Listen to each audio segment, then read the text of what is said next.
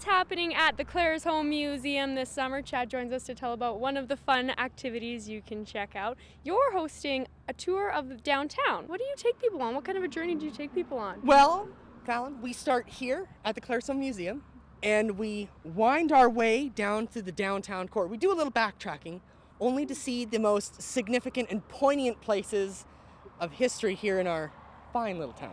Are there any sneak peeks you can give us? Any interesting facts that people are often surprised to find out? Yes. Despite Claresholm not having a theater at the moment, Claresholm actually had 3 theaters at the beginning. There was 3 separate theaters here in town. 2 of them were owned by the same guy. Apparently he had a lot of money, but Oh my goodness. And now we have none. I think that's a little bit of a bummer. Yes. I think that's a little bit of a disappointment, actually. It is. But an interesting fact nonetheless. Yes, that's true. And you're working here for the summer, Chad. Have you learned a lot just about the town from your own experiences, working, meeting maybe other residents? I would say I learned definitely. There's the locals that do come through tell you a lot about what was where before, back in the 60s, or what was here then, what was here just 10 years ago.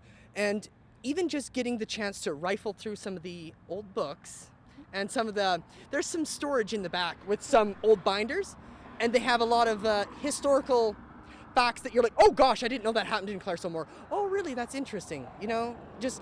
Things you would never think of. Like I even had no idea there was 3 theaters in town. I thought we had the Rex and that was it.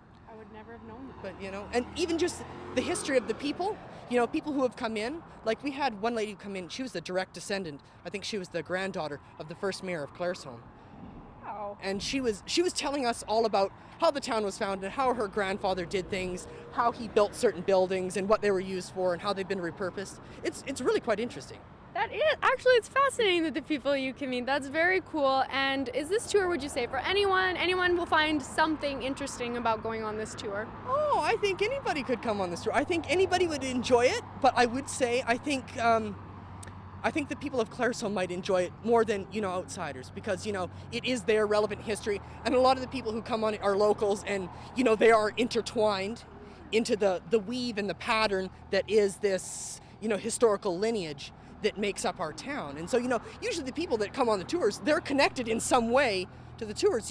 Even just yesterday we were on the tour, and I found out that I was connected to one of the Brerens. They used to own a hat shop, and I found out that my aunt, her father, was the owner and proprietor of the building, and I was blown away myself.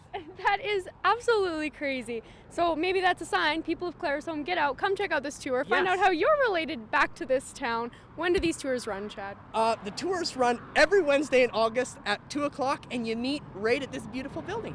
Perfect. Thank you so much, Chad, You're for very joining us welcome. today. No problem. Lots happening in Claresholm, especially at the museum. Make sure to come down and check out one of the downtown tours.